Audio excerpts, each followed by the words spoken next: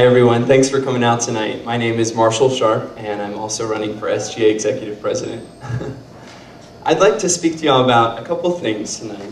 The first thing I want to do is tell you about an experience I had last week that made me appreciate SGA and realize why I'm so excited to be a part of this organization. Last week I parked my car in Mosley and none of the 20-minute spots were open, so I had to kind of park in the back in the visitor parking lot. Ran into the library, printed out some papers, came out, my car was gone. $110 fine. Later, I was furious, I had to walk home. And I got home and I said, I am going to write a student petition. This is ridiculous. I can't believe we don't have more parking on campus. I'm frustrated. We really need to change this. I went to SGA that night. I brought it up with the student body and they said, oh, already done. We have already passed legislation last semester. We're getting 7 new spots. I think Justin mentioned that in his speech. And I realized in that moment, SGA is proactive. They realized there's a problem, and they already did it. Before I even had a chance to express my frustration, they had already acted on that problem on campus. And that moment made me realize this is a great organization. This is an organization that I want to be a part of. There are 3 and a half things I want to speak to y'all about tonight. The first thing is something we're all really familiar with, and that's the meal plan at Elon. The Pendulum came out with an article over winter term saying that the average person pays $10 per meal. So every time you swipe your card, the average person spends about $10. But if you go in with your credit card, it only costs $7.58. So every time you buy a meal, $2 and roughly 50 cents just kind of floats away, and we're never really sure where that goes. Aramark's pockets, I don't know. And that's frustrating. When I realized that, I canceled my meal plan. I said, I'm not going to do this anymore. And I started speaking to other students. I said, did you realize how expensive this is? Aramark is thinking about increasing that $7.58 up to $10. The faculty don't really want it because they're the ones that actually use their credit card. But this is something that we need to think about as a student body. You can go to Panera and get an excellent meal for $7.50. They pay their employees, they pay for their cleaning, they pay for their facility, just like Aramark does. So are we willing to pay $10 for a meal at Colonnades? Just out of curiosity, how many of y'all have a meal plan? Almost all of you, yeah. So this is something that's really relevant to students' lives. I spoke to Jeff Gosda last year, and I said, Jeff, why do we only get $2.50 equivalency if we want to buy something in Octagon, for example? And he said, this is how much money we save as Aramark when you don't buy our food. And while that kind of makes sense, I feel like we can do better. I feel like as a student body, this is something SGA has been talking about for years, and as president, I would be in a better position to speak with Jeff Gosda and say, this is really important to the student body. Please, we've got to increase this $2.50. Wake Forest gets $4.50. They have 1 central dining hall. We've got almost 14 dining facilities, not dining halls, but facilities. So this is something that as a student body we need to address. The second thing I'd like to speak to y'all tonight is the experiential learning credit. Just shout them out. Who can name the experiential learning requirements? Study abroad. Service.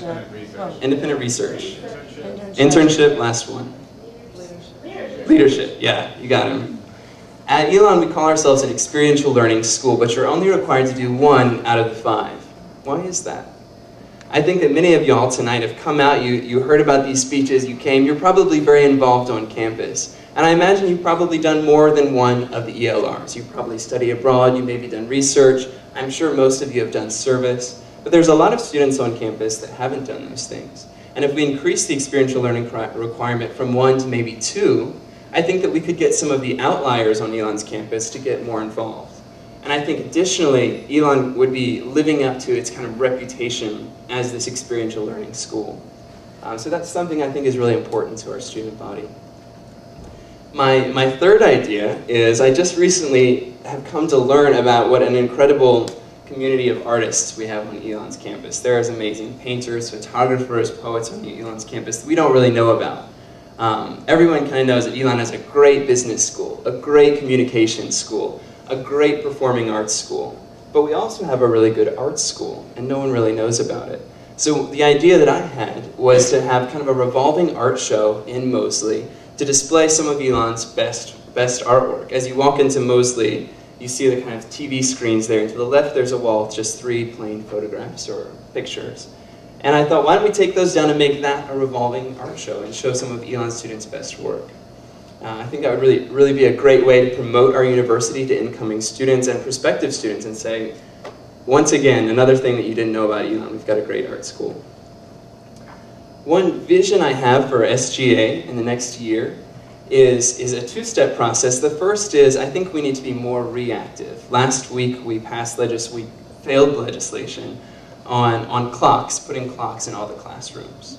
Every week we get an email from the vice president, this is the legislation that we might be voting on, talk to your constituents, talk to Elon students, tell us what you think. I spoke to two of my friends and I said, what do you think about clocks in the classrooms? And they said, absolutely, that's a great idea. I think that's a really positive thing to do. And so when I went to the SGA meeting, I voted yes. Unfortunately, that legislation didn't pass. But I think as a student body, we need to be more reactive to the legislation that we're passing and make sure we're talking to students and seeing what they want and not just what we personally believe. The second idea is I believe SGA can be even more proactive in this coming year. This past Sunday, I was speaking to AOPI and I said, what are some of the things that you would really like to see changed on campus?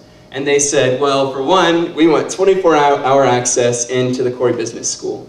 They said McEwen students get 24-hour access if they're communications. We want 24-hour access to the business school. I thought that's a great idea. That's not even something I was aware of. I'm not a business school student, and that's something that SGA can look into.